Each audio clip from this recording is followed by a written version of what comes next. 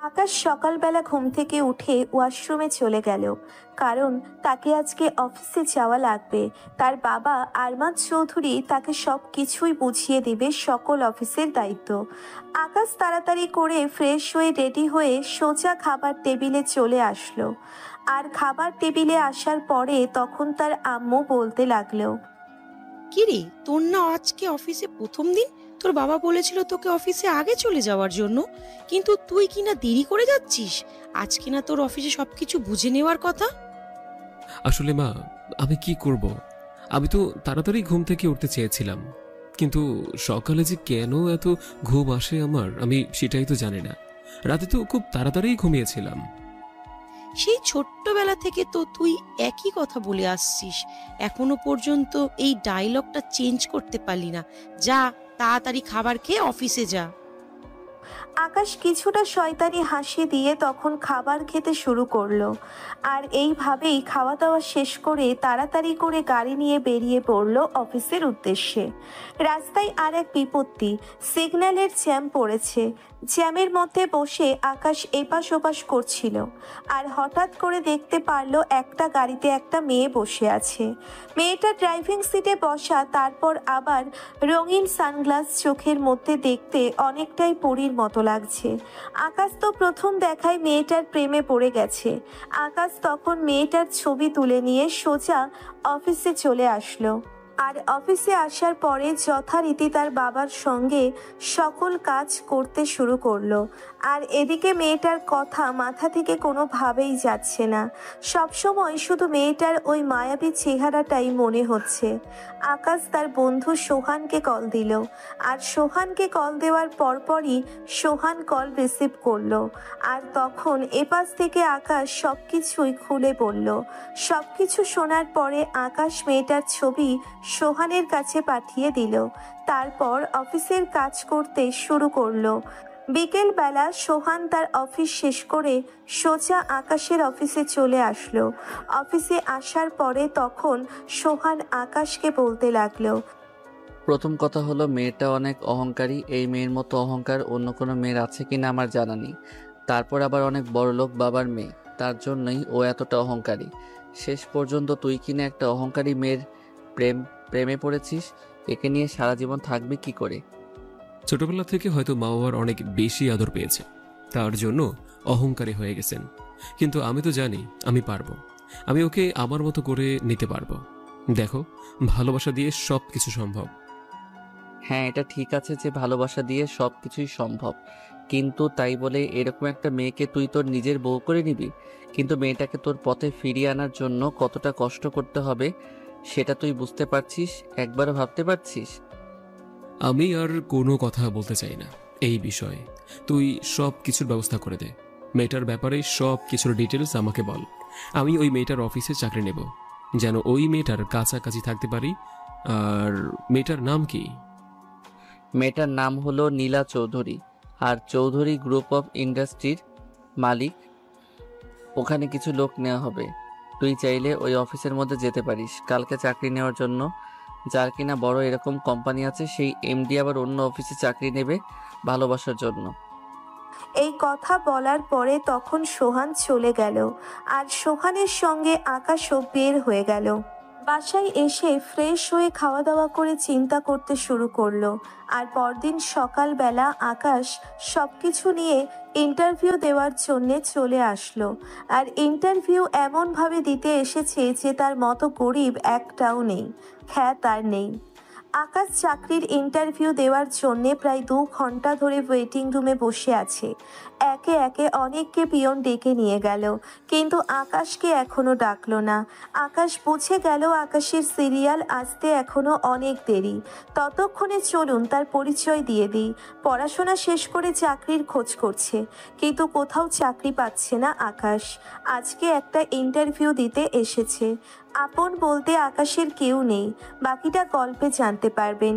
বসে থাকতে থাকতে আকাশের ভালো লাগছে না, তখন পিয়ন এসে আকাশের নাম ধরে ডাকতে লাগলো। আকাশ মনে মনে ভাবলো যাক, অবশেষে তার সময় এসেছে। আকাশ পিয়নকে বলে ভিতরে চলে গেল। ইন্টারভিউ রুমে 3 জন বসে আছে, 2 জন ছেলে 1 জন মেয়ে। আকাশকে তারা চেয়ারে বসতে বলল, আকাশ বসে পড়ল। তারপর তারা 3 জন প্রশ্ন করতে লাগলো, সেগুলো উত্তর জানা থাকায় দিয়ে দিল। আকাশের ইন্টারভিউ নিয়ে তারা খুব খুশি হয়েছেন। আর তখন আকাশ বলল, স্যার ম্যাম, আমি কি বাহিরে অপেক্ষা করব, নাকি পরে আমাকে জানিয়ে দেওয়া হবে? যদি একটু বলতেন আর কি, তাহলে ভালো হয়। তখন স্যার জানালো পরে জানিয়ে দেওয়া হবে, সবার মেইলের মধ্যে। আকাশ এই কথা শোনার পরে অফিস থেকে বের হয়ে চলে আসলো। অফিস থেকে বের হয়ে সোজা ম্যাচে আসলো। আকাশ আসার পরে তখন সোহান আকাশ রুমে এসে জিজ্ঞাসা করতে লাগলো কি অবস্থা। আর তখন আকাশ বলতে লাগলো, আমি তো ইন্টারভিউ ভালো মতো দিয়ে এসেছি, এখন চাকরিটা হলেই বাঁচি। যদি চাকরিটা না হয় তাহলে আমি বড় পথে বসে যাব রে। আমার আর কোনো কিছুই করার থাকবে না। আরে চিন্তা করিস না, আমি যখন বলেছি চাকরি হবে তার মানে হবে। আমি ম্যাডামকে তোর কথা অনেক আগেই বলেছি, আশা করি তোর চাকরিটা হয়ে যাবে। তুই আছিস দেখে একটু ভরসা পাচ্ছি, না হলে তো কোনো আশাই ছিল না যে এই যুগে আমার টাকা পয়সা ছাড়া, কোনো ঘুষ ছাড়া চাকরি হবে। এত টেনশন করিস না, সব কিছু ঠিক হয়ে যাবে। আর শোন, হয়তো কালকের মধ্যে মেসেজ চলে আসবে। এখন খাবার খেয়ে ঘুমিয়ে পড়, বিকালে তোকে নিয়ে একটা জায়গায় যাব। সোহান তার মতো করেই চলে যায়। আসলে সোহান সেই অফিসে চাকরি করেন, আর আকাশের জন্য চাকরির কথা সোহানই বলেছিল। আকাশ এদিকে ফ্রেশ হয়ে দুপুরের খাবার খেয়ে ঘুমিয়ে পড়ে। আর বিকালবেলা সোহানের ডাকে আকাশের ঘুম ভাঙল। আর আকাশ ঘুম থেকে উঠে তাড়াতাড়ি করে রেডি হয়ে নিল। আকাশ নিজেও জানে না তাকে কোথায় নিয়ে যাওয়া হচ্ছে। সোহান কোনো কিছুই তাকে বলেনি। আকাশ সোহানের সঙ্গে রেডি হয়ে রিক্সা দিয়ে পার্কের দিকে যাচ্ছে, আর সোহান এদিকে লজ্জায় লাল হয়ে আছে। আকাশ কিছুটা বুঝতে পারলো, আর তখন আকাশ সোহানকে বলতে লাগলো, কি রে শালা, তুই ভাবে লজ্জায় লাল হয়ে গেলি কেন হঠাৎ করে? আমি কি মেয়ে নাকি যে একটা মেয়েকে পাশে বসিয়ে তুই এরকম করছিস? কাহিনী কি? হ্যাঁ, কি হয়েছে সেটা বল আমাকে। দোস্ত, আজকে এই প্রথম আমি একটা মেয়ের সঙ্গে দেখা করতে যাচ্ছি। 6 মাস শুধুমাত্র মোবাইলে প্রেম করেছি, আর আজকে দেখা করতে যাচ্ছি, তার জন্যই তোকে নিয়ে যাচ্ছি। আরে দোস্ত, কি যে বলছিস না, আমাদের মাঝে গভীর প্রেম, এটা তুই বুঝবি না। তুই তো এখনো পর্যন্ত প্রেম কোনো কিছু করিসনি, তাই এগুলো তুই বুঝবি না। তখন আর কোনো কথা বলল না আকাশ। মুচকি মুচকি হাসতে লাগলো সোহানের কাণ্ড দেখে। আর এদিকে তারা পার্কে চলে আসলো। পার্কে আসার পরে আকাশ এবং সোহান রিক্সা ভাড়া মিটিয়ে দুজনেই সামনের দিকে আসতে শুরু করলো। আর কিছু দূর যাওয়ার পরে দেখতে পারল কালো শাড়ি পরে একটা মেয়ে বসে আছে। মেয়েটা কালো শাড়ির সঙ্গে সবকিছুই ম্যাচিং করে পড়েছে। মেয়েটা দেখতে যথেষ্ট পরিমাণে সুন্দর। সোহান এগিয়ে গিয়ে মেয়েটার সঙ্গে কথা বলতে থাকে। আর তখন আকাশ কিছুটা দূরে দাঁড়িয়ে ছিল, আর সোহান ওদিকে বলতে লাগলো, যাক, অবশেষে তোমাকে দেখতে পারলাম। এই দিনটা দেখার জন্য আমি কতদিন ধরে ওয়েট করে আছি, যা তুমি কল্পনাও করতে পারবে না। আমি প্রতি রাতে তোমাকে নিয়ে স্বপ্ন দেখতাম যে কবে তোমার দেখা পাবো, কবে তোমার দেখা পাবো। আজকে অবশেষে এটা পূরণ হলো। আমি তো তোমাকে পরিচয় করিয়ে দিতে ভুলে গেছি, ও হচ্ছে আমার বেস্ট ফ্রেন্ড আকাশ। আসসালামু আলাইকুম ভাইয়া, কেমন আছেন? আর এত দূরে কেন? আমাদের পাশে এসে বসেন, আপনার কথা ওর মুখে অনেক শুনেছি। আকাশ সালামের উত্তর নিয়ে চুপচাপ পাশে বসে পড়ল। আর সোহান এবং নেহা দুজনেই কথা বলতে লাগলো। আর এদিকে আকাশ নিজেকে অস্বস্তি ফিল করছে। আর আকাশ সামনে থেকে একা একাই হাঁটার সিদ্ধান্ত নিল। একা একা সামনের দিকে হেঁটে চলেছে। আর এদিকে সোহান এবং নেহা কথা বলছে। আকাশ একা একাই আনমনে হেঁটে যাচ্ছিল, আর হঠাৎ করেই একটা মেয়ের সঙ্গে ধাক্কা লেগে আকাশ নিচে পড়ে যায়। আকাশ পড়ে যাওয়ার পরে উপরে তাকিয়ে দেখতে পারল কয়েকটা মেয়ে ইচ্ছে করেই ধাক্কা দিয়েছে। আসলে মেয়েগুলো রাস্তার মধ্য দিয়ে ফাজলামি করে যাচ্ছিল, আর আকাশ কানে হেডফোন থাকায় আকাশ কোনো কিছুই বুঝতে পারেনি। আকাশ উঠে গিয়ে বলতে লাগলো, এই যে ম্যাডাম, আপনাদের কি কোনো কাণ্ডজ্ঞান নেই নাকি? রাস্তার মধ্যে ভাবে ফাজলামি করে যেতে হয় নাকি? আর আশেপাশে কেউ আছে সেগুলো খেয়াল করবেন না? আকাশের এই কথা শুনেই ওখান থেকে ওদের মধ্য থেকে একটা মেয়ে আকাশের দিকে তাকালো। আর আকাশ তো মেয়েটাকে দেখেই অবাক হয়ে গেছে, কারণ এটা যে তার অফিসের ম্যাডাম। তখন আকাশ আর কোনো কিছু না বলে সেখান থেকে তাড়াতাড়ি করে চলে আসলো। আকাশ ওখান থেকে চলে আসার পরে তখন ওদিকে অফিসের ম্যাডাম নীলা চৌধুরী আকাশের কাণ্ডজ্ঞান দেখে হাসতে শুরু করলো, আর ওরাও গল্প করতে করতে সেখান থেকে চলে যায়। আর এভাবেই বেশ অনেকটা সময় পার হয়ে যায়। আর সন্ধ্যার সময় তিনজনে মিলে রেস্টুরেন্টে খাওয়া দাওয়া করে, আর সোহান আকাশ চলে আসে মেসে। আকাশ রাতে বিছানায় শুয়ে ভাবতে লাগলো তার পুরনো কিছু কথা। আকাশের জীবনে আপন বলতে কেউ নেই, সে একা জন্মের পরপরই তার মা মারা গেছেন। আর আকাশের যখন 15 বছর বয়স তখনই তার বাবা হার্ট অ্যাটাকে মারা যায়। তারপর থেকে জীবন সংগ্রামে বেঁচে থাকার জন্যে কতটা কষ্ট করতে হয়েছে এটা একমাত্র আকাশ জানে। আকাশ এসব কিছু ভাবতে ভাবতে কখন সে ঘুমিয়ে পড়ল বুঝতেই পারল না। পরের দিন সকালবেলা ঘুম থেকে উঠেই মোবাইলটা হাতে নিয়ে দেখতে পারল তার এখানে একটা মেল এসেছে। তার চাকরিটা হয়ে গেছে আর আজকেই অফিসে যাওয়া লাগবে তার। আকাশ এটা দেখে অনেক খুশি হয়েছে। আর আকাশ সোহানকেও ডাক দিল, আর সেও বেশ খুশি হয়েছে। আকাশ তাড়াতাড়ি করে রেডি হয়ে নেয় অফিসের জন্য। আকাশ সোহানের সঙ্গে রেডি হয়ে অফিসে চলে আসলো, আর সোহানের দিকে তার কাজ করতে লাগলো। আর আকাশ ম্যানেজার সাহেবের রুমে আসার পরে অনুমতি নিয়ে ভিতরে প্রবেশ করলো। আর ম্যানেজার তখন আকাশকে বলতে লাগলো, চলুন আমি আপনাকে কাজ বুঝিয়ে দিচ্ছি, আর কোনো কিছু যদি সমস্যা হয় বুঝতে তাহলে আমার কাছে এসে বলবেন, আমি আবারও বুঝিয়ে দেব। কিন্তু কাজে কোনো ভুল করা যাবে না, কাজে ভুল করলে কিন্তু ম্যাডাম অনেক রেগে যাবে। স্যার, আমাকে কাজ বুঝিয়ে দিলে আমি আশা করি পারবো, আমার কোনো অসুবিধা হবে না। চলুন যাওয়া যাক। ম্যানেজার তখন আকাশকে নিয়ে একটা ডেস্কের সামনে আসলো। আসার পরে তাকে দেখিয়ে দিয়ে কাজ বুঝিয়ে দিল, আর তারপরে চলে গেল। আর আকাশ প্রথমে একটু বুঝতে অসুবিধে হচ্ছিল, কিন্তু সোহান এসে কাজটা আবার বুঝিয়ে দেওয়াতে আকাশের অনেকটা সুবিধা হলো। আর কিছুক্ষণ পরেই পিয়ন এসে বলল ম্যাডাম তাকে ডাকছে। আকাশ তাড়াতাড়ি করে হাতে থাকা একটা ফাইল নিয়ে ম্যাডামের রুমে চলে আসলো। আকাশ ম্যাডামের রুমে আসার পরে অনুমতি নিয়ে ভিতরে প্রবেশ করলো। আর ভিতরে প্রবেশ করার পরে তখন নীলা বলতে লাগলো, আকাশ সাহেব, আপনি কি মনে করেন এই অফিসটা আপনার গল্প করার জায়গা? আপনাকে গল্প করার জন্যই প্রতি মাসে বেতন দেওয়া হবে? যদি এটা মনে করে থাকেন তাহলে এখনই চাকরি ছেড়ে বেরিয়ে যেতে পারেন, কারণ আপনার মতো এমপ্লয়ির কোনো প্রয়োজন নেই আমাদের এই কোম্পানির। ম্যাম, আমি কোথায় গল্প করলাম? আমার তো মনে হয় না আমি কোনো গল্প করেছি। আমি তো ম্যানেজার স্যার আর শহরের কাছ থেকে কাজটা বুঝে নিয়েছিলাম।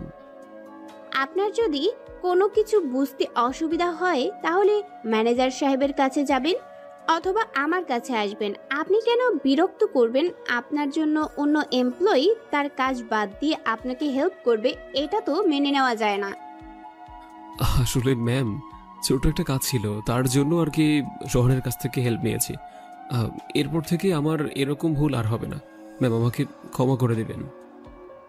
আচ্ছা ঠিক আছে, এবার এই ফাইলটা নিয়ে যান আর রাস্তায় খুব ভালোভাবে চলাফেরা করবেন। এরপর থেকে যদি এরকম ভুল হয় তাহলে কিন্তু আপনার খবর আছে বলে দিলাম।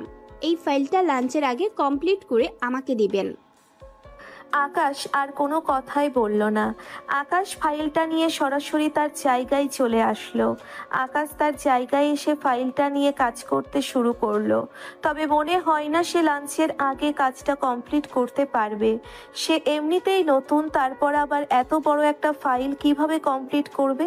কাউকে ডাকও দেওয়া যাবে না। আকাশ তবুও চেষ্টা করছে লাঞ্চের আগে যেন কাজটা কমপ্লিট করে দিতে পারে। আর এদিকে লাঞ্চের সময় চলে আসলো, আর আকাশ কোনো কাজ দিতে পারল না। আকাশ সরাসরি খাবার খাওয়ার জন্য চলে গেল। আকাশ খাবার খেতে খেতে তখন সোহানকে বলতে লাগলো, আচ্ছা সোহান, একটা কথা বলতো, আমাদের ম্যাডাম কি সবার সঙ্গে এরকম খারাপ ব্যবহার করে, নাকি শুধুমাত্র আমার সঙ্গেই খারাপ ব্যবহার করছেন? আমি ছাড়া আরও 2 জন এমপ্লয় আছে, নতুন জয়েন করেছে, মানে আমার সঙ্গে তাদের সঙ্গে তো ম্যাডাম দেখছি ভালো ব্যবহার করে। আমি যে ম্যাডামের কি ক্ষতি করেছি, উফ, সেটাই বুঝতে পারছি না। আমি কোনো কিছু বুঝতে পারছি না ম্যাডাম। ম্যাডাম তো আমাদের সঙ্গে ভালোভাবেই কথা বলে, নম্র ভদ্রভাবে কথা বলে, কিন্তু তোর সঙ্গে যে কেন এরকম সকালে এমন ব্যবহার করলো আমিও তো কোনো কিছু বুঝতে পারছি না। হয়তো তুই তার আগের জন্মের শত্রু ছিলি আর এই জন্মের প্রতিশোধ নিচ্ছে। সকালবেলা শুধু শুধু আমাকে এরকম একটা ঝাড়ি দিল। উনি খুব ভালো করেই জানে যে আমি কাজটা পারি না, তাহলে আমাকে কিভাবে এত বড় কাজটা দিল আমাকে? হ্যাঁ, আকাশ এবং সোহান দুজনেই কথা বলতে বলতে খাবার খেয়ে নিল। খাবার খাওয়ার পরে কিছুটা সময় এভাবেই গল্প করতে করতে কাটিয়ে দিল। তারপর লাঞ্চের সময় শেষ হয়ে যাওয়ার পরে আবারও কাজে মনোযোগ দিল, আর কাজটা কমপ্লিট করে বিকেলবেলা চলে আসলো নীলার কেবিনে। নীলার কেবিনে আসার পরে নীলা প্রচণ্ডভাবে রেগে আছে আকাশের উপর। আকাশ তখন ফাইলটা সাবমিট করতেই নীলা আকাশের মুখের উপর ফাইলটা ফেলে দিল, আর রাগী কণ্ঠে বলতে লাগলো, আপনার কি এটা বাবার অফিস মনে হয় যে আপনি যখন ইচ্ছা তখন কাজ দেবেন? আমি আপনাকে বলেছিলাম লাঞ্চের আগে এটা কমপ্লিট করে দেওয়ার জন্য। লাঞ্চ পার হয়েছে অলরেডি 1.5 ঘন্টা হয়ে গেছে। আপনি এত দেরি করে সাবমিট করলেন কেন? আমাকে সেই জবাবটা দিন। ফাইলটা তো অনেক বড়, আর সম্পূর্ণটা চেক করতে করতে একটু সময় লাগবে। তাছাড়া আমি নতুন, আমি যথেষ্ট পরিমাণে কাজ বুঝেই করেছি। যদি তাড়াতাড়ি করতে যেতাম তাহলে যদি ভুল হতো তাহলে আবার করতে হতো। আমি কোনো কিছু শুনতে চাই না। আমি আমার কাজ আদায় করতে পারিনি, আর আপনাকে দিয়ে কি হবে? আপনাকে দিয়েই তো মনে হয় না যে কোম্পানির 1 টাকা লাভ হবে। এটাই কিন্তু লাস্ট ওয়ার্নিং। এরপর থেকে যেভাবে কাজ দিব ঠিক সেভাবে কাজ আদায় করব। আমি এর থেকে যদি কোনো ব্যতিক্রম হয় তাহলে কিন্তু আপনার চাকরি কি করে থাকে সেটাই আমি দেখব। নীলা এভাবে রাগারাগি করে কথা বলছিল দেখে তখনই তার বাবা হঠাৎ করে নীলার কেবিনে প্রবেশ করলো। নীলার কেবিনে প্রবেশ করার পরে তখন নীলাকে দেখলো এভাবে রাগান্বিত অবস্থায়, আর তখন নীলা তার বাবাকে বলতে লাগলো, বাবা, তুমি এইসব কাদেরকে চাকরি দিয়েছ যারা কোনো কাজই পারে না? এই ফাইলটার মধ্যে না হলেও প্রায় 100 জায়গায় ভুল আছে। আমি যদি চেক করতে চাই, তারপর আবার এই কাজটা দিয়েছিলাম 10টায়, আর এখন বাজে বিকাল 3টা। এতক্ষণ লাগে কাজটা কমপ্লিট করতে? ম্যাম, আমার ফাইলের মধ্যে কোনো ভুল নেই। আমি ম্যানেজার স্যারকে চেক করিয়ে তারপরে এনেছি। ম্যাম, আমি নতুন, তার জন্য তো একটু সময় লাগছে আমার। নীলামা, শুধু শুধু এমন রাগ দেখাচ্ছিস। ওরা নতুন, ওদের কাজ বুঝতে একটু সময় লাগবে। আকাশ, তুমি গিয়ে তোমার কাজ করো। ফখরুল সাহেবের কথায় আকাশ তার নিজের কাজ করতে চলে গেল, আর আকাশ তার নিজের কাজের মধ্যে ব্যস্ত হয়ে পড়ল।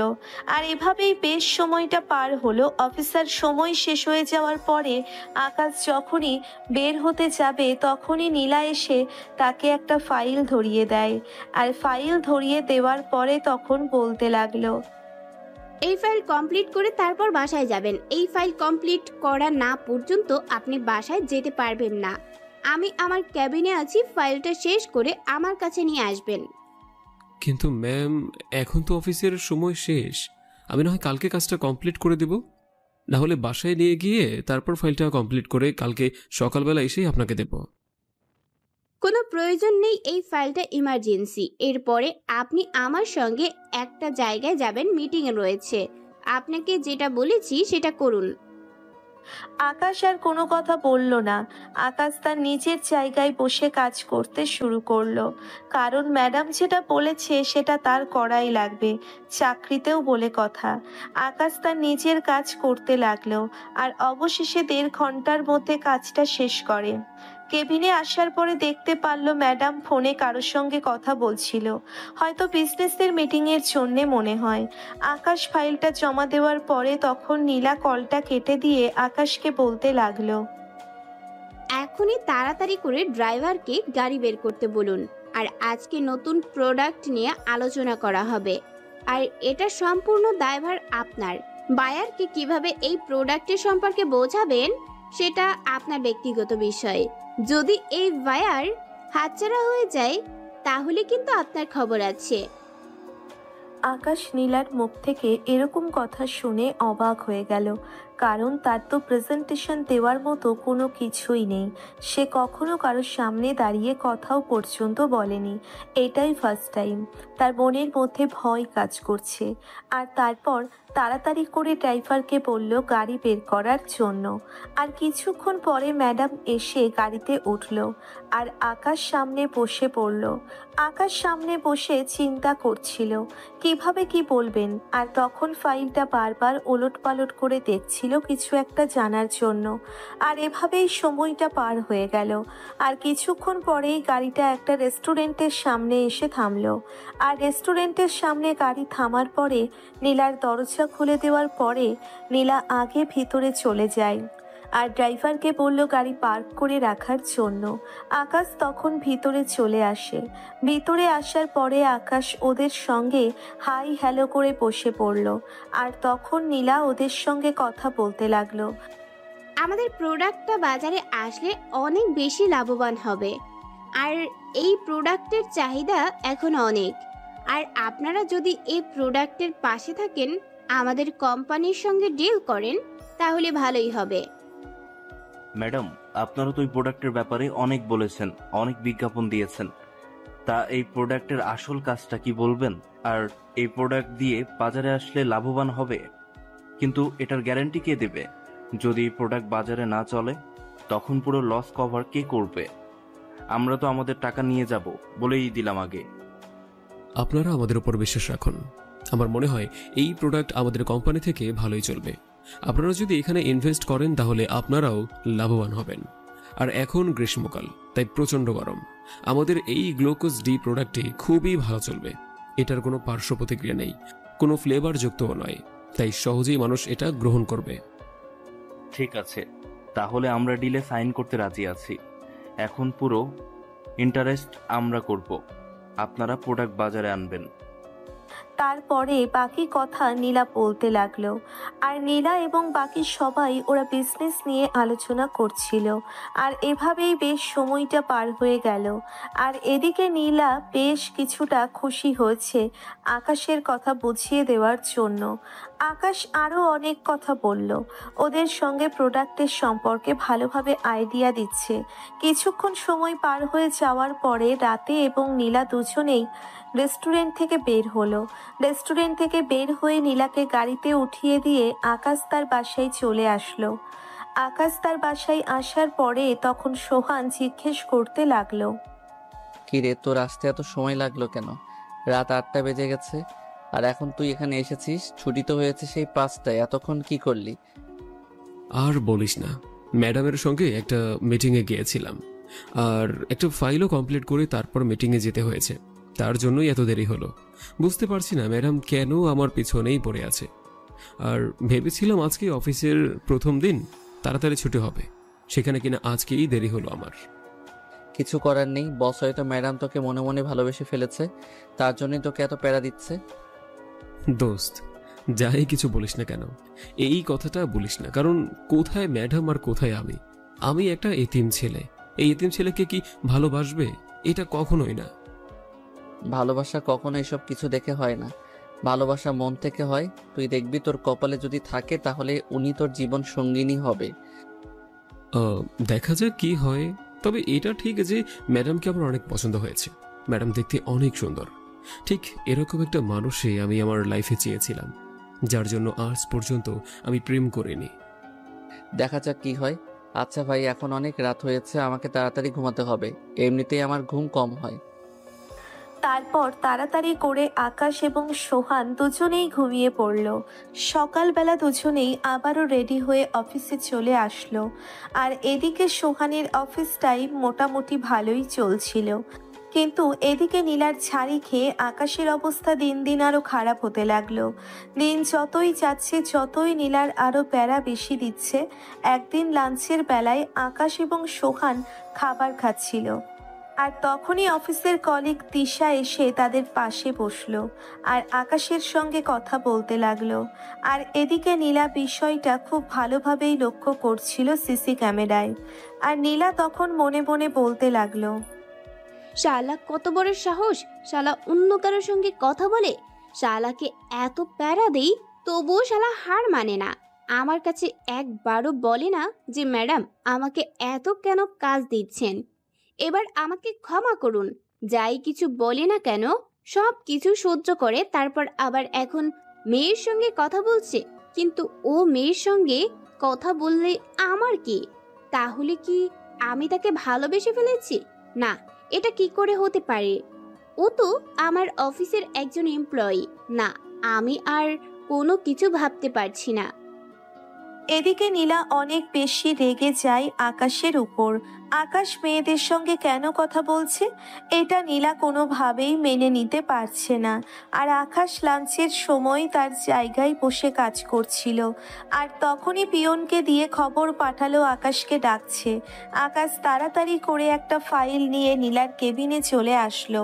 আর কেবিনে চলে আসার পরে তখন নীলা বলতে লাগলো, আপনার সাহস কি করে হয় এভাবে মেয়েদের সঙ্গে কথা বলার? আমি না আপনাকে নিষেধ করেছিলাম, লাস্ট ওয়ার্নিং দিয়েছিলাম যে আপনি অফিস টাইমে কারোর সঙ্গে কথা বলবেন না। আপনি তবুও কথা বলেছেন কেন? এদিকে কাজে ফাঁকি দেন, আবার ওদিকে মেয়েদের সঙ্গে কথা বলবেন, ওদের সঙ্গে প্রেম করবেন অফিসে বসে। এসব কিছু আমি তো সহ্য করব না। ম্যাডাম আপনি কি বলছেন? আমি তো কোনো কিছু বুঝতে পারছি না। আমি কোথায় মেয়েদের সঙ্গে কথা বললাম? আমি তো লাঞ্চের পরের কাজেই মনোযোগ দিয়েছিলাম। আপনি ডাকলেন আর তারপর আসলাম। নীলা তখন আর কোনো কিছু না বলে আকাশকে একটা থাপ্পড় মারলো। আকাশ থাপ্পড় খেয়ে অবাক হয়ে নীলার দিকে তাকিয়ে আছে। আর নীলা তখন এগিয়ে এসে আকাশের কলার চেপে ধরে বলতে লাগলো, আমি বলেছিলাম তুই কারোর সঙ্গে কোনো কথা বলবি না, তার মানে কথা বলবি না। আমার কথাই শেষ কথা। আর যদি কোনো দিন কথা বলতে দেখি তাহলে তোর খবর আছে বলে দিলাম। আকাশ অনেকটা ভয় পেয়ে যায় নীলার এরকম ব্যবহারে, কারণ নীলার এরকম ব্যবহার আকাশ কখনোই দেখেনি। তাড়াতাড়ি করে তার জায়গায় চলে আসলো। তার জায়গায় এসে ভাবতে লাগলো কিভাবে কি হয়ে গেল। সে মেয়েদের সঙ্গে কথা বললে নীলার এত কেন চলে। আকাশ তার নিজের জায়গায় আর কোনো কিছু না ভেবেই কাজ করতে শুরু করলো। আর এভাবেই বেশ অনেকটা সময় পার হয়ে যায়। আর এভাবে বেশ অনেক দিন কেটে যায়। আকাশের সঙ্গে তিশার কিছুটা ভাব, অথচ আকাশের এদিকে কোনো মনোযোগ নেই। আকাশ শুধুমাত্র বন্ধুর মতোই মনে করে। এদিকে তিশা আজকে অফিস তাড়াতাড়ি ছুটি হয়ে যাওয়ার জন্যে আকাশকে নিয়ে পার্কে চলে আসলো। আকাশ আসতে চাইছিল না, কিন্তু তিশা জোর করেই তাকে পার্কে নিয়ে আসলো। তা নিয়ে আসার পরে তখন তিশা বলতে লাগলো, কেন যে তোমার সঙ্গে এত ম্যাডাম ঝগড়া করে আমি সেটাই বুঝতে পারি না। আচ্ছা এসব কথা বাদ দাও, এখন তোমাকে যে কারণে এখানে নিয়ে এসেছি, আসলে আমি তোমাকে একটা কথা বলতে চাই। আরে তুমি এরকম করে কথা বলছো কেন? যা বলার সরাসরি বলো। এরকম লোকচুরি করে কথা বলাটা আমি একদম পছন্দ করি না। যা বলার সরাসরি বলবে।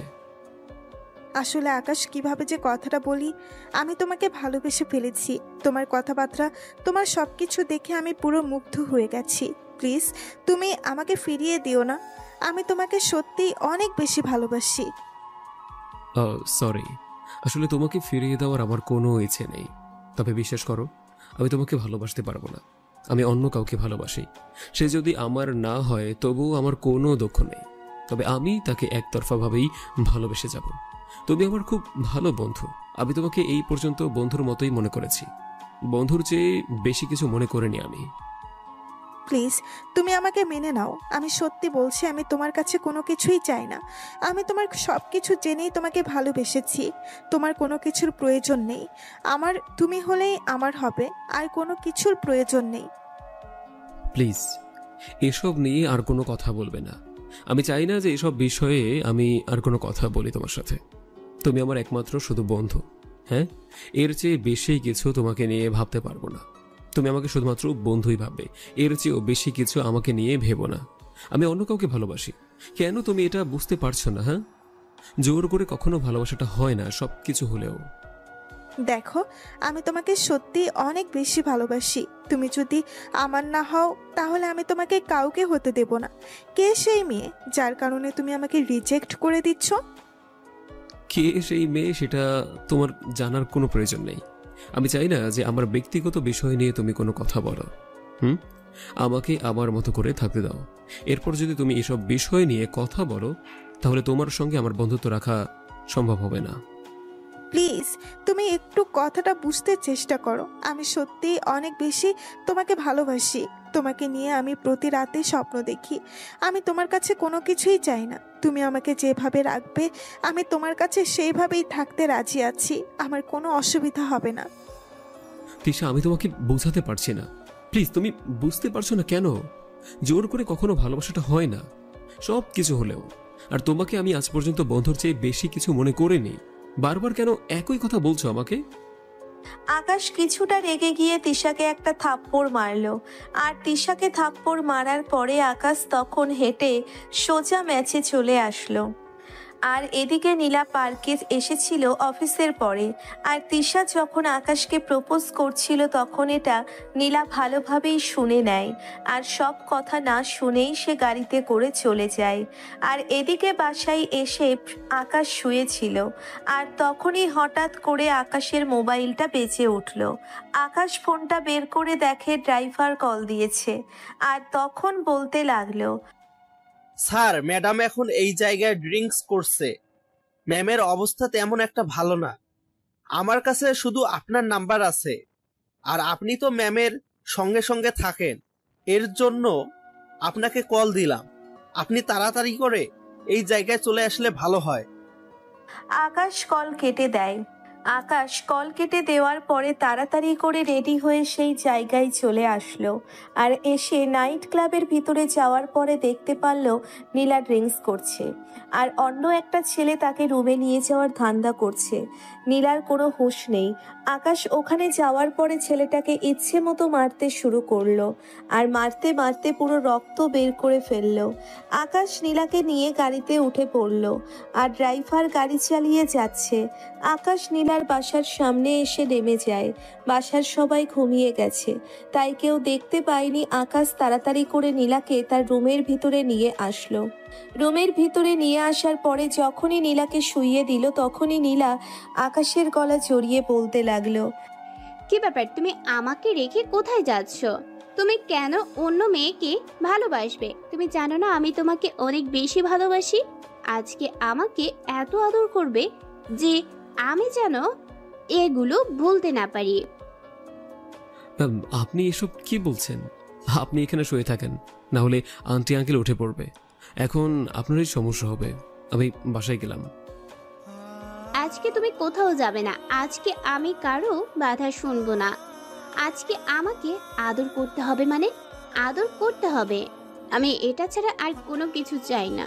তোমার কাছ থেকে এত ভালোবাসি তোমাকে, আর আজকে কাছে পেলাম, আজকে আমাকে দূরে সরিয়ে দিচ্ছ।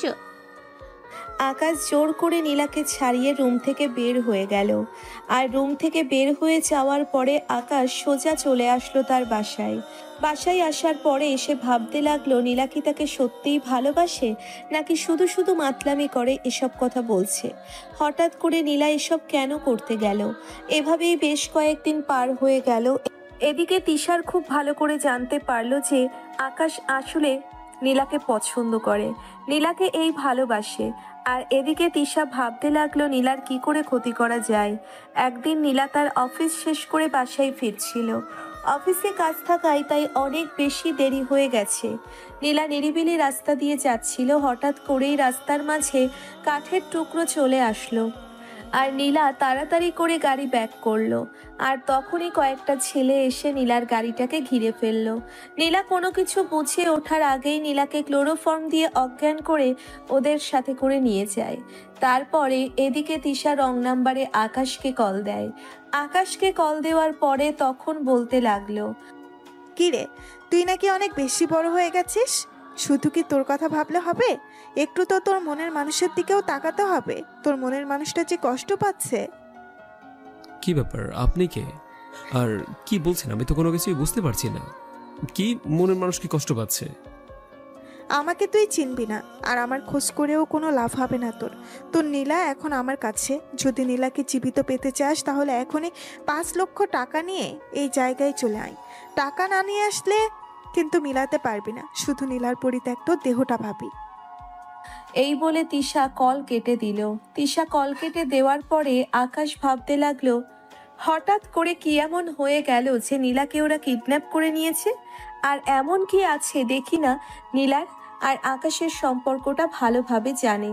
কিন্তু এমন তো কেউ নেই যে আকাশ নীলাকে ভালোবাসে। আর নীলার কোনো কিছু হয়ে গেলে আকাশ অবশ্যই যাবে।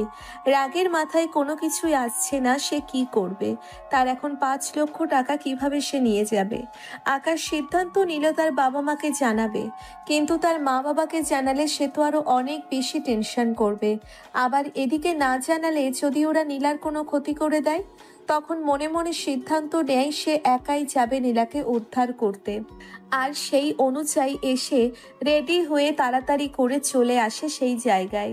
হাতে একটা ব্যাগ নিয়ে এসেছে, যেন ওরা বুঝতে পারে এটার মধ্যে টাকা আছে। তখনই একটা ছেলে নীলাকে মাথায় পিস্তল ধরে এদিকে নিয়ে আসে। আর নীলা আকাশকে দেখে বলতে লাগলো, আকাশ প্লিজ তুমি আমাকে বাঁচাও। ওরা আমাকে কিডন্যাপ করে নিয়ে এসেছে। ওরা আমাকে মেরে ফেলবে। প্লিজ আকাশ আমাকে বাঁচাও। কিরে, তোদের কথা মতো আমি টাকা নিয়ে এসেছি। এবার নীলাকে ছেড়ে দে, না হলে কিন্তু একটাও জীবিত ফেরত যেতে পারবি না। তো দিব, আগে টাকা দেখব, তারপর ছেড়ে দেব। আগে টাকার ব্যাগটা বের করে আমাদেরকে দেখা, না হলে তোর নীলাকে এখানেই শেষ করে ফেলবো। আকাশ তখন ব্যাগটা বের করে টাকাটা দেখায়। আর টাকাটা দেখানোর পরেই তখন ওদের একজন টাকাটা নেওয়ার জন্যে এদিকে চলে আসলো।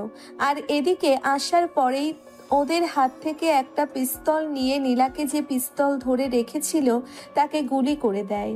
গুলি করে দেওয়ার পরে তখন দৌড়ে আকাশের পিছনে চলে আসে।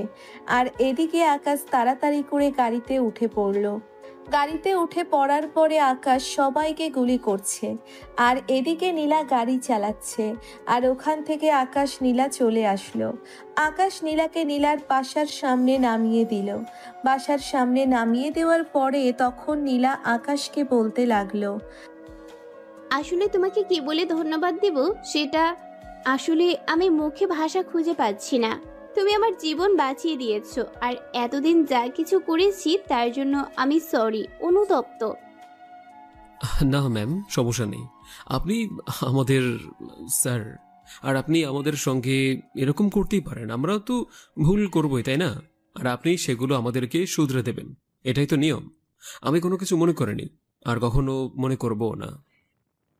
আকাশ আর কোনো কিছু না বলে রাতে একটা রিক্সা নিয়ে সে তারা মেসে করে আসলো।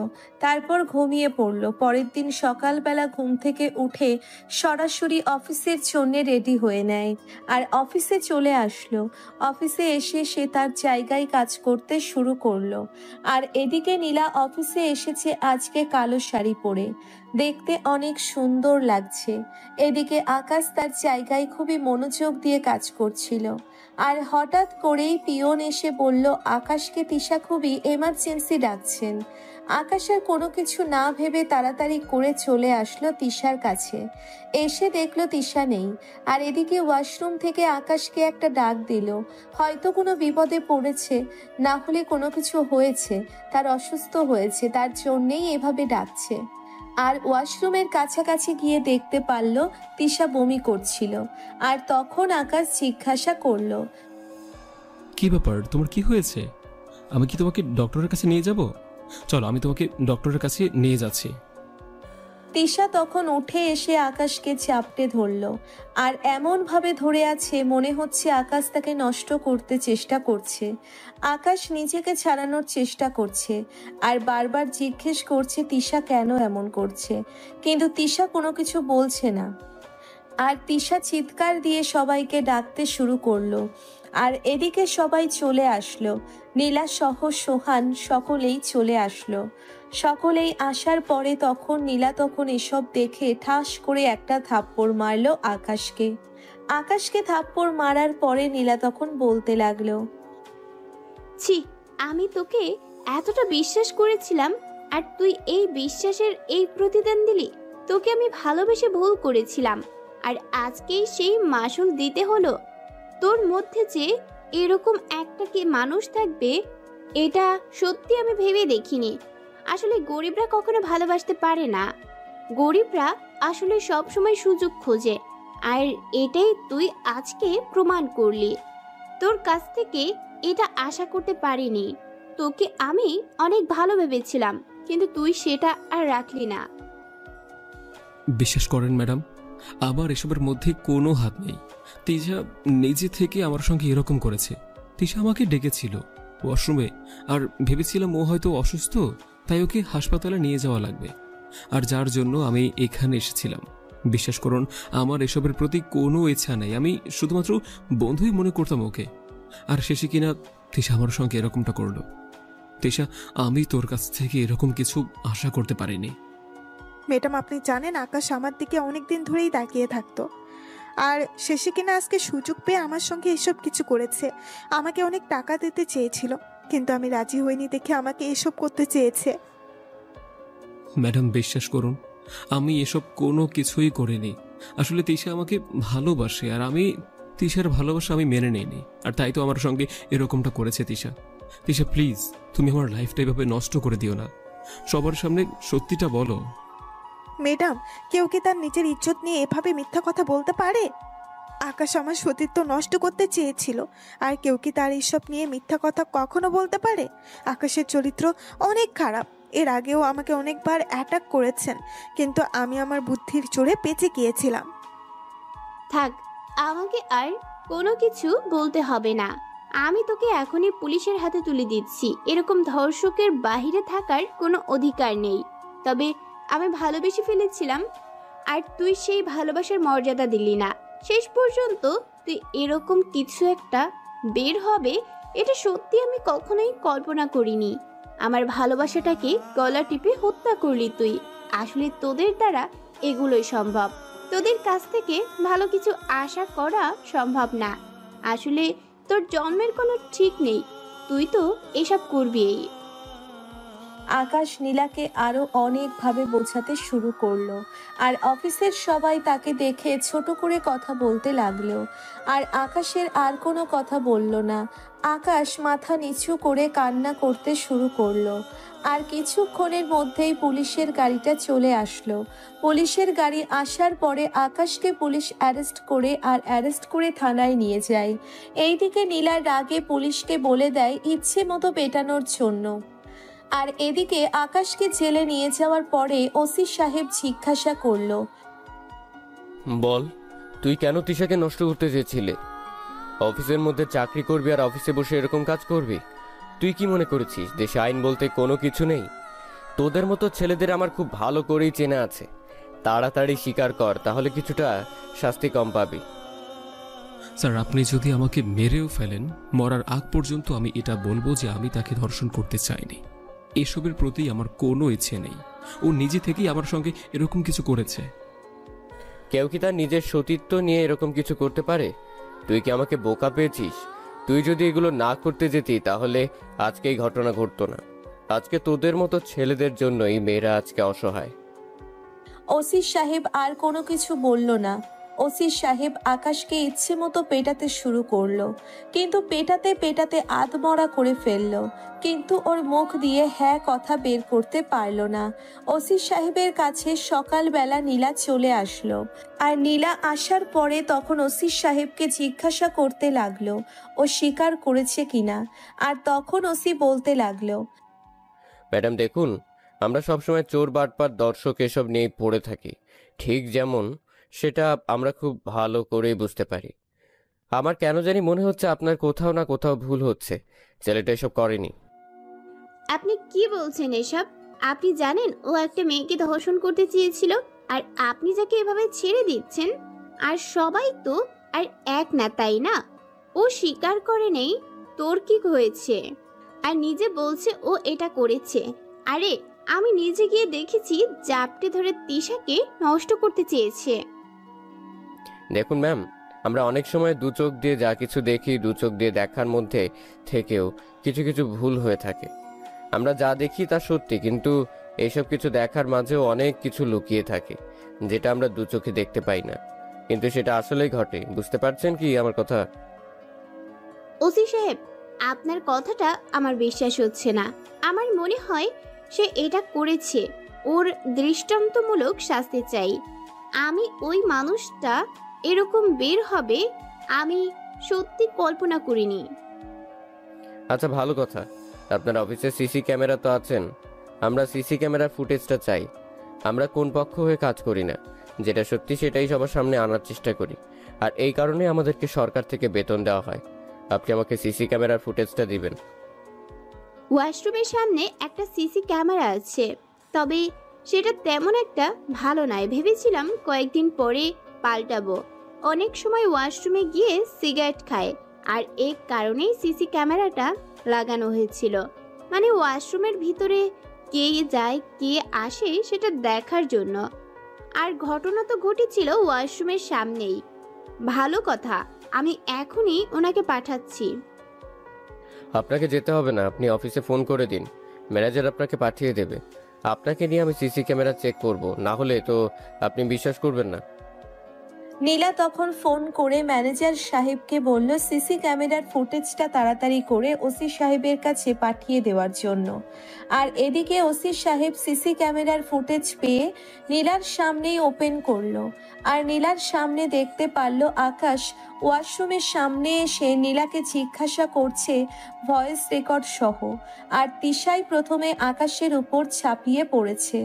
আর এসব কিছু দেখার পর ওসি সাহেব এবং নীলা কোনো কথাই বলতে পারল না।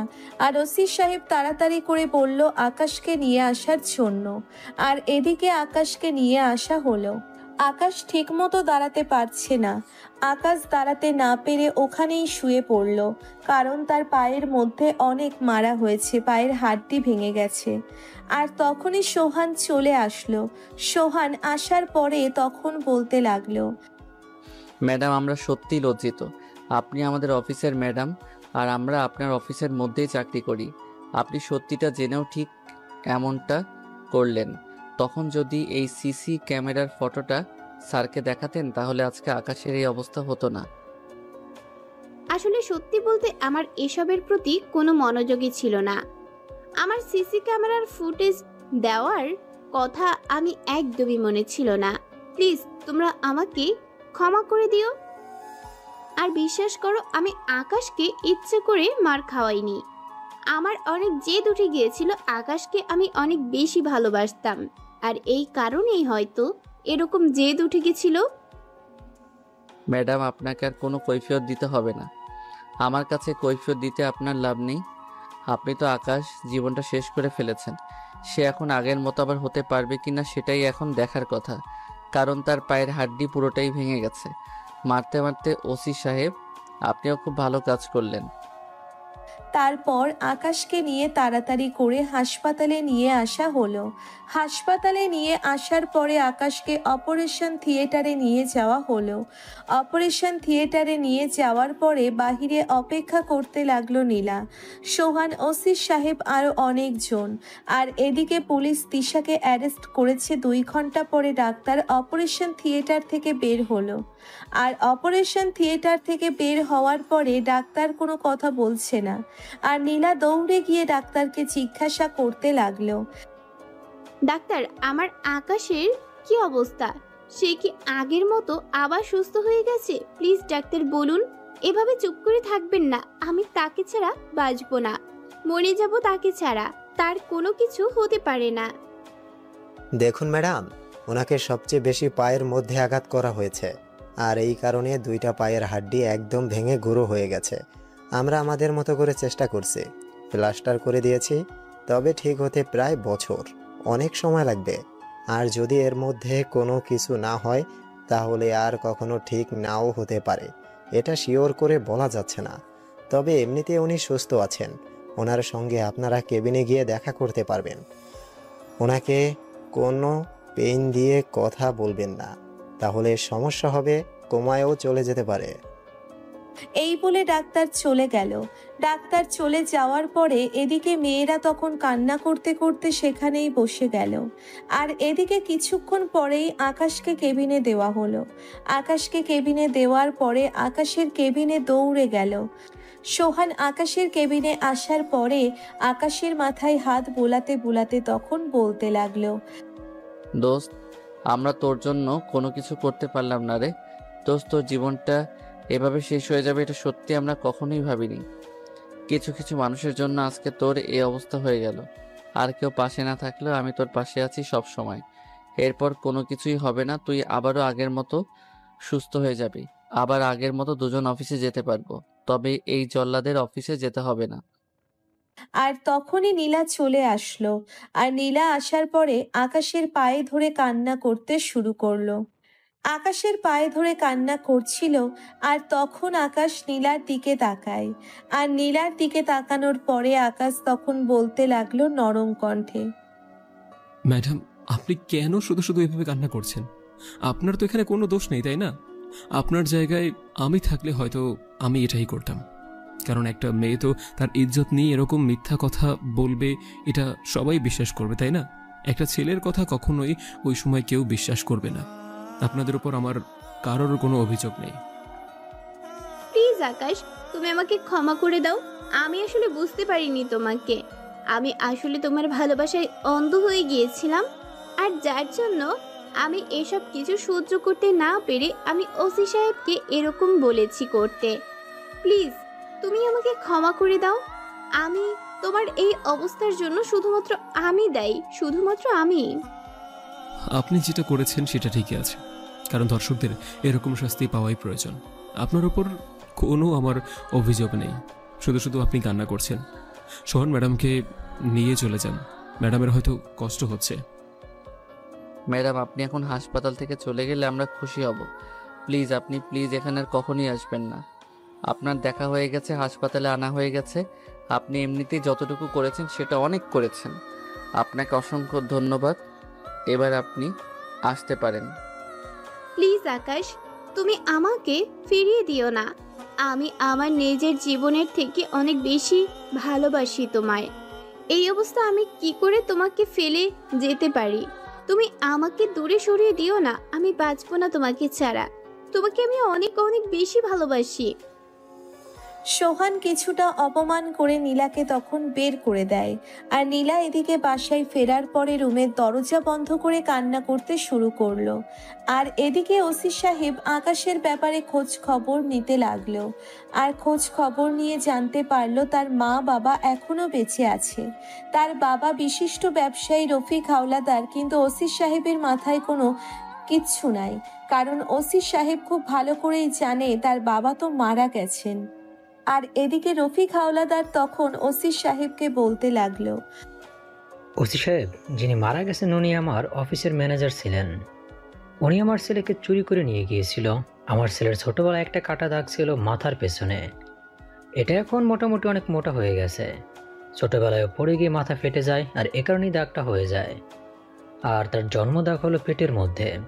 সে যেদিন আমার কাছ থেকে হারিয়ে গিয়েছিল সেদিন তার পরনে পাঞ্জাবি আর পায়জামা ছিল। আমি অনেক জায়গায় খুঁজেছি, অনেক জায়গায় রিপোর্ট লিখেছি, কিন্তু কোথাও আমার ছেলেকে খুঁজে পাইনি। প্লিজ আপনি আমার ছেলেকে এনে দিন। ওর মা প্রতিটা রাতে কান্না করে আমার ম্যানেজার আমার সম্পত্তি দখল করার জন্য আমার ছেলেকে চুরি করেছিল। ভেবেছিল আমার ছেলের নামে সব কিছু আমি অনেক আগেই লিখে দিয়েছি, এ কারণেই সব কিছু জেনেই আমার ছেলেকে চুরি করেছিল। তখন আমার ছেলের বয়স 5 বছর ছিল, আর এ কারণেই ওর এখন কোনো কিছুই মনে নেই। আমি যতটা জানতে পেরেছি ততটা হলো আকাশকে ছোটবেলায় ওই লোকটা বুঝিয়ে দিয়েছিল তার মা নাকি ছোটবেলায় মারা গেছে, আর উনিও মারা গেছে আকাশ যখন 15 বছর বয়স ছিল। আকাশ শুনেছে এতিমখানায় মানুষ হয়ে পর্যন্ত এসেছে। ওসি সাহেব, আপনি যেভাবে পারেন আমার ছেলের কাছে আমাকে নিয়ে যান, আমি আর থাকতে পারছি না। আমার ছেলেকে না দেখে আর আপনাকে কি বলে ধন্যবাদ দিব সেটা আসলে বোঝাতে পারছি না। ওসি সাহেব তাড়াতাড়ি করে রফিক হাওলাদারকে হাসপাতালে নিয়ে আসলো। হাসপাতালে নিয়ে আসার পরে সকল কিছু কাকিকে বলল। রাশির এই অবস্থা দেখে কি বলবে, আসলেই বুঝতে পারছে না। এত বছর পরে ছেলেকে দেখতে পেয়ে খুশি, কিন্তু এই অবস্থায় দেখতে পেয়ে রফিক হাওলাদারের মন পুরোটাই ভেঙে গেছে। তখন কি হাওলাদার ওসিকে বলতে লাগলো, ওসি সাহেব, আপনি আমার ছেলেকে তো এনে দিলেন, কিন্তু এই অবস্থায় কেন এনে দিলেন? এর চেয়ে না দেখা তো আরো অনেক ভালো ছিল। এটা দিয়ে আরো তীব্র যন্ত্রণার। রফিক হাওলাদার ডাক্তারের সঙ্গে কথা বলার জন্যে তার কেবিনে চলে গেল। আর ডাক্তারের সঙ্গে কথা বলে জানতে পারলো, তখন ডাক্তার বলল, ওনাকে যদি সিঙ্গাপুর নিয়ে চিকিৎসা করাতে পারেন তাহলে মনে হয় উনি সুস্থ হতে পারে। আমার মনে হয় আপনাদের সিঙ্গাপুর নিয়ে যাওয়া উচিত। উনি তাড়াতাড়ি করে সুস্থ হয়ে যাবে। যত টাকা লাগে আমি দিব, তবু আমার ছেলেকে আমি সুস্থ দেখতে চাই। আপনি ব্যবস্থা করুন, টাকা পয়সার কোনো সমস্যা নেই। আমার এত টাকা পয়সা আছে, এগুলো দিয়ে আমি কি করব যদি আমার ছেলেই না থাকে? ঠিক আছে, আমি তাহলে ব্যবস্থা করছি। কালকেই আপনারা সিঙ্গাপুর চলে যান। এইদিকে ডাক্তার আকাশকে সিঙ্গাপুর নিয়ে যাওয়ার জন্যে সকল ব্যবস্থা করলো। আর এদিকে নীলা চলে আসলো হাসপাতালে। নীলাও সিঙ্গাপুর চলে যাবে। নীলা অনেক বেশি পাগলামি করছেন। আর শেষ পর্যন্ত রফিক হাওলাদার বলল নীলাকে নিয়ে যাওয়ার জন্য। তারপর পরের দিন সকালবেলা তারা বিমানবন্দরে পৌঁছে যায় সময় মতো। আর ঠিক সকাল 11টার ফ্লাইটে করে সিঙ্গাপুরের উদ্দেশ্যে রওনা দেয়। সিঙ্গাপুর সময় বিকেল 4টেয় ওরা সিঙ্গাপুর বিমানবন্দরে এসে থামলো। আর ওখান থেকে সোজা হাসপাতালে চলে আসলো। হাসপাতালে গিয়ে আসার পরে ডাক্তাররা নিয়ে গেল অপারেশন থিয়েটারে। আর অপারেশন থিয়েটারে নিয়ে যাবার পরে এদিকে নীলা কান্না করতে করতে বারবার অজ্ঞান হয়ে যাচ্ছে। আর তখন রফিক হাওলাদার বলতে লাগলো, নীলা, শুধু শুধু এত কান্না করছো কেন? রাতে কোনো কিছুই হবে না। তুমি শুধু আল্লাহর কাছে দোয়া করো ও যেন আবার আমাদের মাঝে ফিরে আসে। ওর কোনো কিছু হবে না। আমি তো ওর বাবা, আমি খুব ভালো করেই জানি আমার ছেলের কোনো কিছু হবে না। ও আবারও ফিরে আসবে। ওর এই অবস্থার জন্য শুধুমাত্র আমি দায়ী। আমার কারণে ওর এই অবস্থা হয়েছে। ওর যদি কোনো কিছু হয়ে যায় তাহলে আমি নিজেকে কখনো ক্ষমা করতে পারবো না। প্লিজ নীলামা, শান্ত হও। ওর কোনো কিছু হবে না। তুমি আল্লাহর কাছে দোয়া করো যেন আকাশ আবার আগের মতো ফিরে আসে। প্রায় 2 ঘন্টা পরে অপারেশন থিয়েটার থেকে ডাক্তার বের হয়ে আসলো। ডাক্তার বের হয়ে আসার পরে তখন রফিক চৌধুরী আর নীলা দুজনেই এগিয়ে যায়। আর এগিয়ে যাওয়ার পরে তখন রফিক চৌধুরীকে ডাক্তার বলতে লাগলো, please don't stress, the patient's completely safe now. I hope his leg will be fine in 15 days. The rest in Allah's will. We have tried our best. Now if Allah wills, he will recover very soon. You can visit the cabin soon. Thank you very much, doctor. With your help, I will get my son back to normal. That means a lot to me. I want nothing more. ডাক্তারের সঙ্গে আর কিছু কথা বলার পরে doctor চলে গেল। Doctor চলে যাওয়ার পরে আকাশকে কেবিনে দেওয়া হয়। আকাশ কেবিনে দেওয়ার পরে আকাশের দিকে চোখ মেলে তাকিয়ে দেখতে পারল তার বাবা এবং নীলাকে। আকাশের মাকে আনা হয়নি, কারণ তার মা এগুলো আসলে সহ্য করতে পারবে না, সেই জন্য। আকাশ তার বাবার দিকে তাকিয়ে আছে। আর তখন রফিক বলতে লাগলো, বাবা তুই কোনো চিন্তা করিস না, তুই আবারও আগের মতো হয়ে যাবি। 15 দিনের মধ্যে আমরা আবারও বাংলাদেশে ফিরে যাব। তুই আবারও সবার সঙ্গে মিশতে পারবি, কথা বলতে পারবি, হাঁটতে পারবি। বাবা, এগুলো শুধু শুধু কোনো কিছু করার দরকার ছিল না। বাকি জীবনটা না হয় এভাবেই কাটিয়ে দিতাম। অনেক কষ্ট করে এ পর্যন্ত এসেছি, বাকিটা জীবন কষ্ট করে কাটিয়ে দিতাম। কোনো অসুবিধা ছিল না তো আমার। কি বলছিস বাবা? তোকে এতদিন পরে আমরা আবারও ফিরে পেয়েছি। সে ছোটবেলায় হারিয়ে গিয়েছিলি, ওই ম্যানেজার তোকে চুরি করে নিয়ে গিয়েছিল। তোকে কত জায়গায় খুঁজেছি, কিন্তু কোথাও তোকে আমি খুঁজে পাইনি। আমি এমন কোনো জায়গা নেই যে তোকে আমি খুঁজিনি। সমস্ত জায়গায় খুঁজেছি, কিন্তু কোথাও তোকে আমি খুঁজে পাইনি। আজকে তোকে ফিরে পেয়েছি, এই অবস্থা দেখতে পারবো এটা সত্যি কখনো কল্পনাও করিনি। তোর মা তোর জন্য প্রতি রাতে কান্না করে। আকাশ আর কোনো কথাই বলল না। আকাশ চুপচাপ বসে রইল। আর এদিকে নীলা আকাশকে খাইয়ে দিচ্ছে, আর খাবার খাওয়ানোর পরে তখন ঔষধ খাইয়ে দিল। আর এভাবেই বেশ 15টা দিন পার হয়ে গেল। আর এখন কিছুটা সুস্থ হয়েছে আকাশ, এখন কিছুটা হাঁটাচলা করতে পারে। আকাশ প্রায় 1 মাস পরে সিঙ্গাপুর থেকে আজকে বাংলাদেশ ফিরল, আকাশ এবং রফিকের সাথে। নীলা আকাশকে বড় একটা বাড়িতে নিয়ে আসা হলো। রাতে বাড়িটাকে দেখে অবাক হয়ে তাকিয়ে আছে। এত বড় বাড়ি কখনো হতে পারে? আকাশ চারিপাশে বাড়িটাকে ঘুরে ঘুরে দেখছে। আর এদিকে আকাশের মা তাড়াতাড়ি করে আকাশের কথা শুনে দৌড়ে চলে আসলো। আকাশের কাছে আসার পরে তখন আকাশকে জড়িয়ে ধরে কান্না করতে করতে বলল, বাবা তুই এসেছিস? আমি সে কবে থেকে তোর জন্য অপেক্ষা করে আছি। তুই কখন আসবি? আমি তোর মুখটা আমি কখন 2 চোখ ভরে দেখবো? আমি আর অন্য কিছু চাই না বাবা, আমি তোর কাছে শুধু এটাই চাই, তুই বাকিটা জীবন আমার সঙ্গে থাক।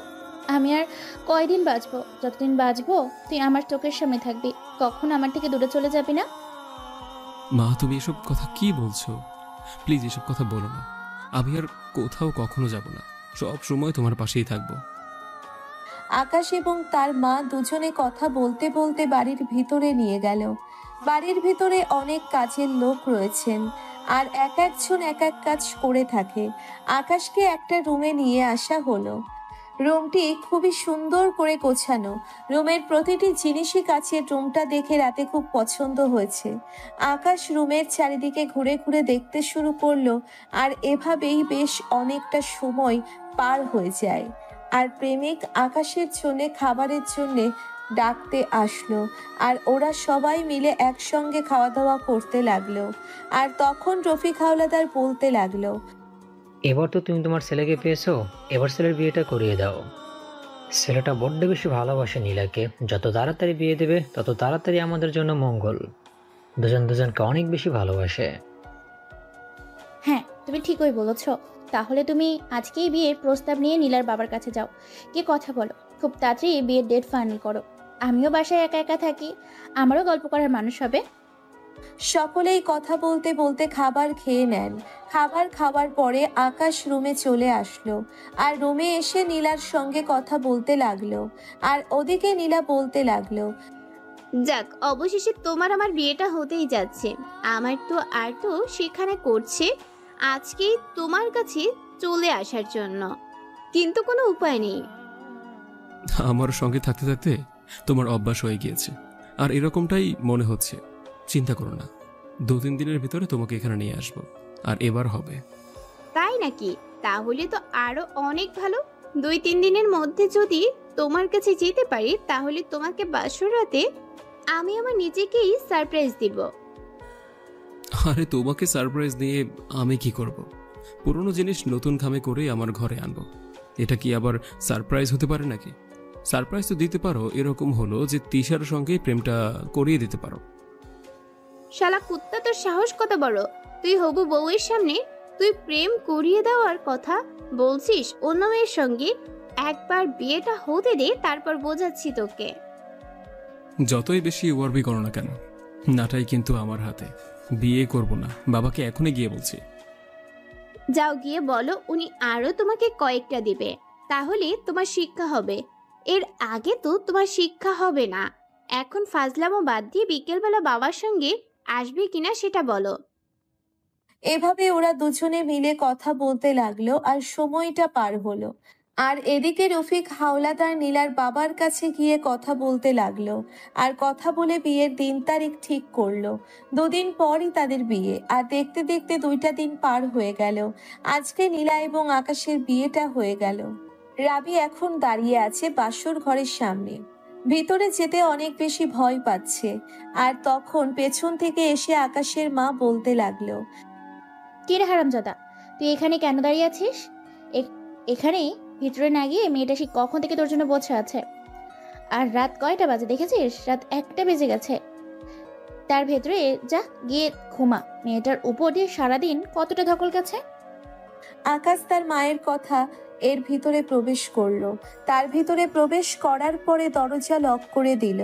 আর এদিকে কোনো কিছু বুঝে ওঠার আগেই আকাশের কলার ধরে ছুরি এগিয়ে দিয়ে বলতে লাগলো, এই ছাড়া তোরা আসতে এত দেরি হয়, আর আমি সেই কখন থেকে বসে আছি। আজকে তোকে মেরে ফেলবো। এই দেখ, একদম নতুন ছুরি, এইটা দিয়ে তোর গলা কাটবো। ছি, তোমার মুখের ভাষা এরকম? আগে জানলে বিয়েই করতাম না। আর এরকম একটা গুন্ডি মেয়েকে বিয়ে করেছি আমি, সে যে কিনা নিজের পায়ে নিজেই কোরাল মারলাম। নিজের জামাইকে কেউ এরকম করে কথা বলে, তাও আবার ছুরি গলায় ধরে রাখে? ধরেছি তো বেশ করেছি, এটাই তোর পাওনা ছিল। এত দেরি হলো কেন আসতে? এখন রাত কয়টা বাজে? রাত 1টার সময় তুই ঘরে এসেছিস কেন? আরে ভাই, বন্ধু বান্ধবের সঙ্গে একটু আড্ডা দিয়েছিলাম, আর সোহান আমাকে আসতেই দিচ্ছিল না। আমি কি করব? প্লিজ আজকের মতো ক্ষমা করে দাও। এরপর থেকে কখনোই আমি আর দেরি করব না। রাত 10টার মধ্যে বাসায় ঢুকবো। এবার হয়েছে? আমার তো মনে হয় তোরা সবাই মিলে চাইপাস খেয়েছিস। সত্যি করে বল, তোরা কি ড্রিঙ্ক করে তারপর এখানে এসেছিস? তোকে কি ড্রিঙ্কস করিয়েছি? আগে তুমি তুই করে কথা বলা বন্ধ করবে, তারপর আমি তোমাকে বলবো। যদি পাশের রুম থেকে মা বাবা একবার শুনতে পারে, তাহলে তোমার আমার খবর করে ছাড়বে। আচ্ছা ঠিক আছে, এখন বলো, তোমার মুখ থেকে এরকম বাজে গন্ধ আসছে, তুমি কি মাতাল হয়ে তারপরে বাসর ঘরে এসেছো? আমি ওসব কখনো খাইও না, বুঝতে পেরেছো? আর হ্যাঁ, এটা কোনো গন্ধই না, এটা হলো একটা পারফিউম। তুমি বুঝেও না বোঝার ভান করছো। এত ভাব কেন আপনার? সুন্দরী বেশি? দেখি আপনি কতটা সুন্দর, আপনাকে দেখবো আমি। নীলার হাত থেকে ছুরিটা নিয়ে রেখে দিয়ে নীলাকে কোলে তুলে নিয়ে বিছানায় শুইয়ে দেয়। আর নীলা তখন লজ্জায় চোখ বন্ধ করে ফেলেছে, চোখ মেলে তাকাতে পারছে না আকাশের দিকে। আকাশ তখন নীলার সামনে আসা চুলগুলো পেছনে ঠেলে দেয় আর নীলা ঠোঁটের দিকে এগিয়ে যায়। আকাশ তখন নীলার ঠোঁটজোড়া দখল করে নিল। প্রায় 5 মিনিট পরে নীলাকে ছেড়ে দিল। আর নীলাকে ছেড়ে দেওয়ার পরে তখন আকাশ বলতে লাগলো, কি ব্যাপার, তুমি আমার ঠোঁটের মধ্যে কামড় দিয়েছো কেন? এইবার তো তুমি আমার এখান থেকে যেতে পারবে না। তুমি দেখো আজকে তোমার কি অবস্থা করে। আমাকে কামড় দেওয়া, তাই না? যা কিছু করো না কেন, ঠোঁটের মধ্যে কামড় দিও না প্লিজ। কারণ সকালবেলা যখন আমি বের হব তখন মা থাকবে, বাবা থাকবে, তোমার সব বন্ধু বান্ধব সকলেই আসবে, খাওয়া দাওয়া করবে। ওদের সামনে কি করে থাকবো বলো তো? আমার ভীষণ লজ্জা করবে, প্লিজ। এটাই তো তোমার শাস্তি। আর লজ্জা করবে কেন? তুমি তো তোমার ভালোবাসার মানুষের কাছ থেকেই আদর পাচ্ছ, তাই না? হাজবেন্ডের সঙ্গেই করেছো। এখানে লজ্জা পাওয়ার কোনো কিছু নেই। লজ্জা হলো ছেলেদের। আমি যেহেতু লজ্জা পাচ্ছি না, তাহলে তুমি কেন লজ্জা পাবে? শয়তান একটা লজ্জা ছেলেদের, তাই না? ওকে ঠিক আছে, দেখা যাক আপনার লজ্জা আছে কিনা। তবে আপনার যে লজ্জা শরম নাই, এটা কিন্তু অলরেডি জানা হয়ে গেছে। দেখো, আমি কিন্তু তোমাকে স্পর্শ করিনি, আমার কোনো দোষ নেই। তুমি নিজেই কিন্তু আমার কাছে এসেছো, তার মানে আমি নির্দোষ। সকল দোষ তোমার। সত্যি বলতে আজকে আমি অনেক খুশি। আমি আমার ভালোবাসার মানুষকে নিজের করে পেয়েছি। কয়টা মেয়ে পারে এভাবে তার ভালোবাসার মানুষকে জয় করে নিতে? কয়টা ভালোবাসা এরকম পূর্ণতা পায়? হাতে গোনা কয়েকটা। কিন্তু তাদের মধ্যে যে আমিও একজন থাকবো, এটা সত্যি অন্যরকম একটা ফিলিংস, যেটা আমি তোমাকে বলে বোঝাতে পারবো না। আমি তো চিন্তা করছি অন্য কথা। এই পুরো জীবন আমার এরকম একটা আটার বস্তাকে সারা জীবন বহন করে নিয়ে যেতে হবে। আর একটু শুকনো হলে ভালো হতো না, যে অন্যরকম মেয়েদের মতো। তাহলে রোমান্স করতে আর বলতে পারলাম না। আকাশ কথাটা শেষ করতে পারল না। আকাশের ঠোঁটজোড়া দখল করে নিল, আর নীলাও রেসপন্স দিতে লাগলো। আর এভাবেই দুজন মিলে হারিয়ে গেল এক অজানা রাজ্যে। ফজরের আজানের শব্দে নীলার ঘুমটা ভেঙে যায়, আর নীলা জেগে উঠে দেখতে পারল সে আকাশের বুকে শুয়ে আছে। কারো শরীরে কোনো কিছু নেই। আকাশ চাদর পেঁচিয়ে তাকে বুকের মাঝে জড়িয়ে ধরে রেখেছে। নীলা অনেক লজ্জা পাচ্ছে, আর চোখ বন্ধ করে অন্যরকম একটা ফিলিংস কাজ করছে, যেটা আসলে বলে বোঝানো সম্ভব না। কেন জানি নীলার এই সময়টা অনেক বেশি ভালো লাগছিল, তবে তার চেয়ে বেশি লজ্জা লাগছিল না। আর হঠাৎ করেই আকাশ রাগী কণ্ঠে বলতে লাগলো, এরকম বেড়ালের মতো এদিক ওদিক করছো কেন? চুপচাপ ঘুমাও, আমাকেও ঘুমাতে দাও। আমার অনেক বেশি ঘুম পাচ্ছে, রাতে ঘুমাতে পারিনি বেশি। কোনো ঘুম নেই, আগে নামাজ পড়বে তারপর ঘুমাবে। যা উঠে নামাজ পড়ো, আজান দিয়েছে, প্লিজ উঠে পড়ো, এসে আবার ঘুমাবা। ওরা দুজনেই গোসল করে নামাজ আদায় করে নেয়। নামাজ আদায় করে আকাশের বুকে আবারও ঘুমিয়ে পড়ল নীলা। নীলা আকাশ বুকে শুয়ে আছে, আকাশকে খোঁচাখুচি করছে। আকাশ তখন রাগী কণ্ঠে বলতে লাগলো, হাত পা ভেঙে দিয়ে একদম প্যাকেট করে পার্সেল পাঠিয়ে দেবো তোমার বাপের বাড়ি, বুঝতে পেরেছো? চুপচাপ ঘুমাতে দাও। নীলা আকাশের কথায় হাসতে লাগলো। আর এভাবেই না হয় চলতে থাকুক তাদের মিষ্টি ভালোবাসার গল্পটা। নিত্য নতুন ভালোবাসার গল্প পেতে আমাদের চ্যানেলটি এখনই সাবস্ক্রাইব করে পাশে থাকবেন। ধন্যবাদ সবাইকে।